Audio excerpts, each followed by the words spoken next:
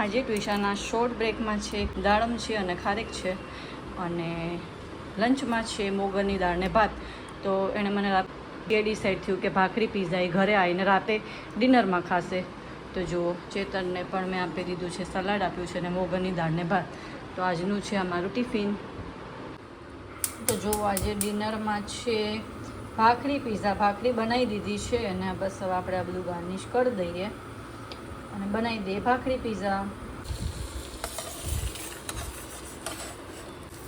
તો જો હવે બની જશે આપણો પીઝા, ભાખરી પીઝા. જુઓ, ભાખરી પીઝા બની ગયો છે. તો હું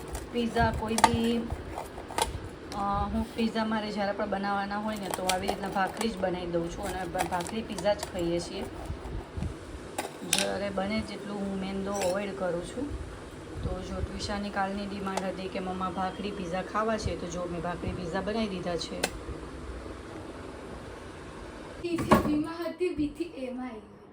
એવું?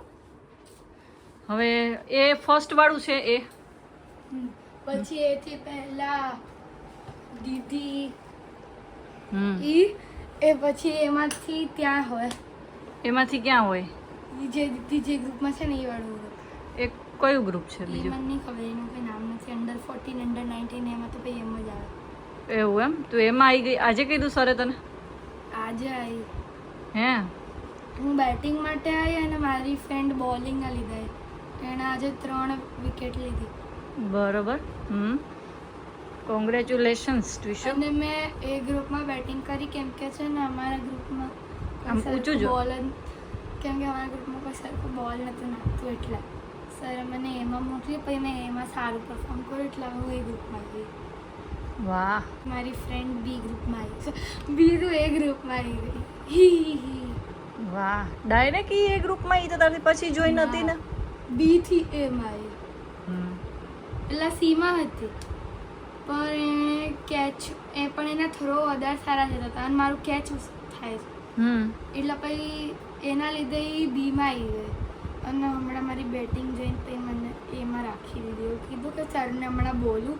પછી સર હા પાડે તો તમે લોકો એમ તો પાક્કું જ છે 99.99%, પણ હવે થોડુંક જોઈએ.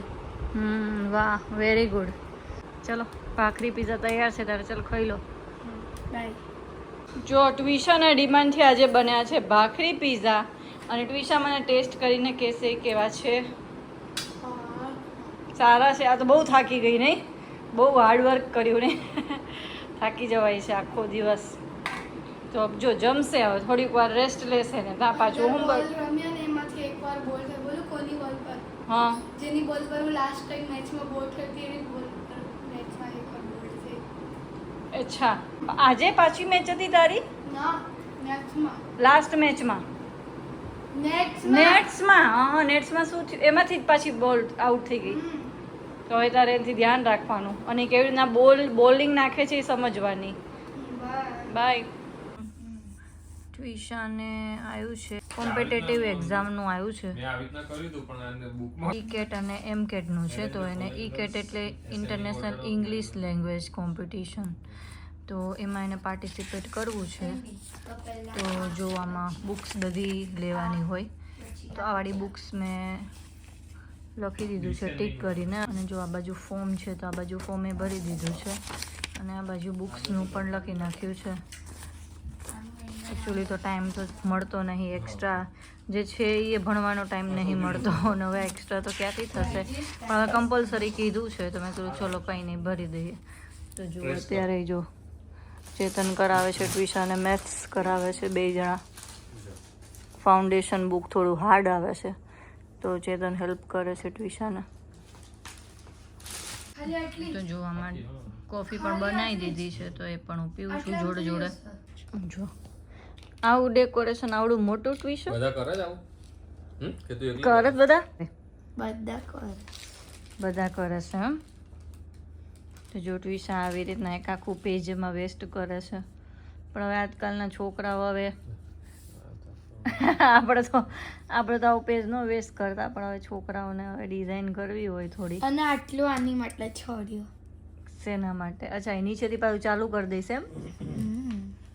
સારું ચલો તારે કરો, દેખાઈશ તો સારું. ચલો ગાઈસ, તો આ વિડીયો અહીંયા જ એન્ડ કરું છું. જો તમને અમારો વિડીયો ગમતો હોય તો do like, share and comment, subscribe to my YouTube channel Shweta Raval blog. તો ચલો મળીએ નેક્સ્ટ વ્લોગમાં. બાય.